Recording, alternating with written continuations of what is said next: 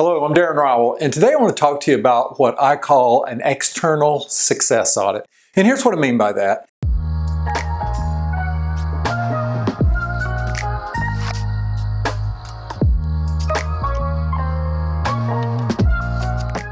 There are certain factors externally that have a disproportional impact on our success. And I think three of the most powerful are our relationships, our environment, and the information that we consume and surround ourselves with.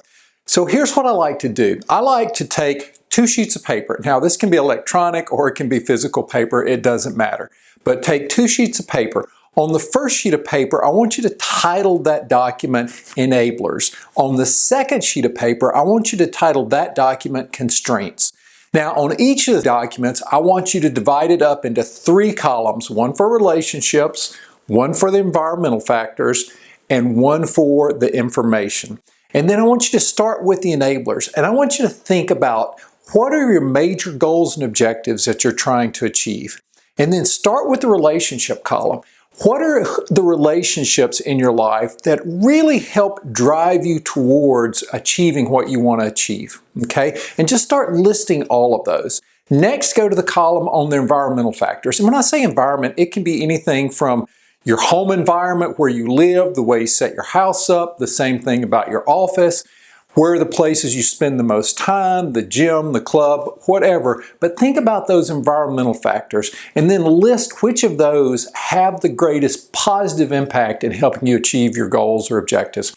And then the third thing, for information, think about the information you consume, whether that's passively or actively. And what I mean by that is just think about the environments that you put yourself in where information's coming your way, whether it's listening to a radio, to a podcast, news sources, etc.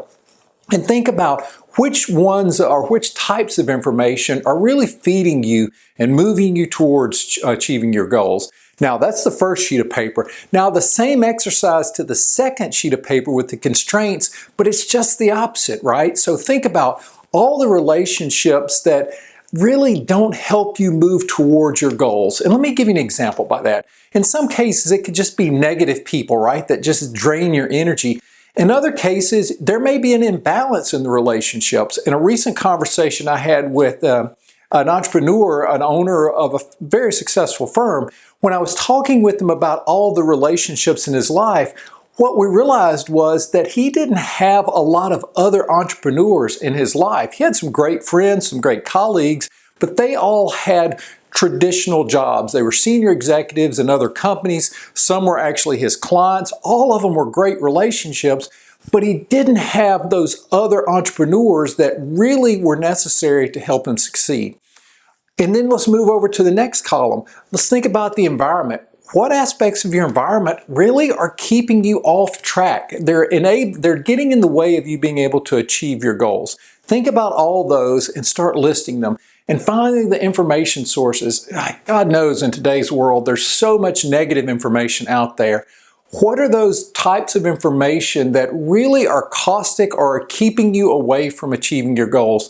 Think about what those things are. Now, once you do that full audit, both on the enablers and the constraints, I want you to do this. For the enablers, think of, are there ways to boost the enablers you already have? And perhaps as you went through the list, you realize that there's other possible enablers that you could add to each of these categories.